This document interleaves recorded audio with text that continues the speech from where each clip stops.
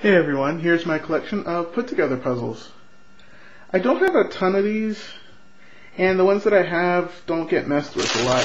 I found out pretty early in that I don't really like put-together puzzles that much. Here's one with a bunch of stars that you need to take apart.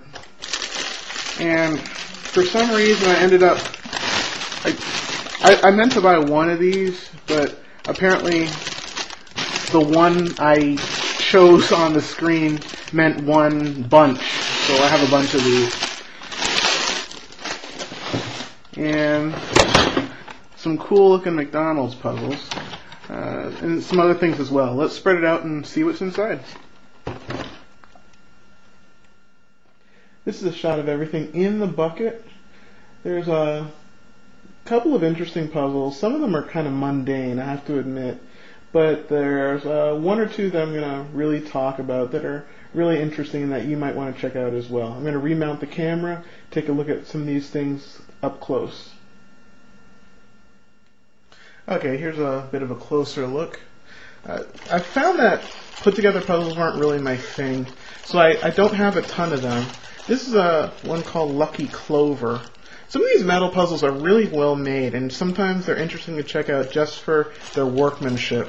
But I don't spend much time playing with this one or this one, this yin and yang puzzle. Sometimes you can just have a puzzle where you just take things off of the side and then put them back together again. This is kind of interesting. And this one, it feels squishy. This puzzle feels squishy, feels nice. And some of them are pretty well known. This Rubik's version of a put-together puzzle. Try and make a pyramid out of it.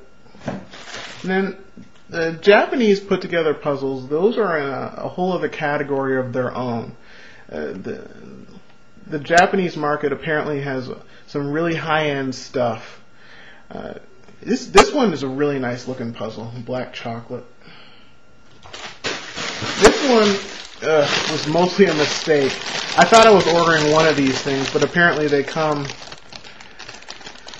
by the bucket full or the bag full. They're really not that expensive. Just some little, put-together puzzles.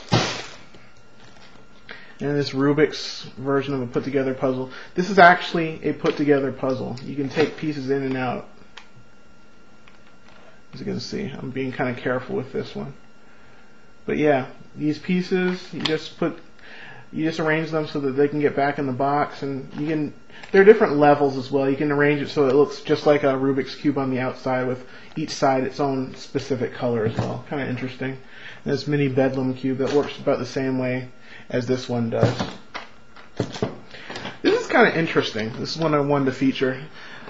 Sometimes product placement works with puzzles and they come together and they build stuff like this. This one I don't think ever got truly mass produced, but definitely some versions of it got made and prototyped and checked out the market, and I don't think it really took off as far as I know. Maybe there was another country where these puzzles actually got put on the market, but I don't know where that was. But you can see the Big Mac, the fries, the drink, and also, by the way, this sundae. Somehow this is part of the set as well. Kind of interesting. And there's these types of puzzles where it's hand tricks or the Rubik's version of it, where all you're supposed to do is match up the different sides. Kind of straightforward. Not terribly interesting. Something like this, Houdini's cage. This one is barely even a put-together puzzle. It's just in here. Like Star Trek. And more of the same of that. This is a Pyrrhix puzzle where you're just supposed to put this puzzle back in the form of a pyramid. This is a Kanado puzzle where you're doing much of the same thing. Rubik's mini block. This is a disco puzzle. This is put out by a company called Magnif. This was way back in the 70s, the late 70s, when this puzzle got made. So the object is to put it together in the form of this sphere and get this green piece inside. That green piece is literally inside, just locked in by the different pieces. Kind of interesting. There's this where you're supposed to take it apart. Ta-da!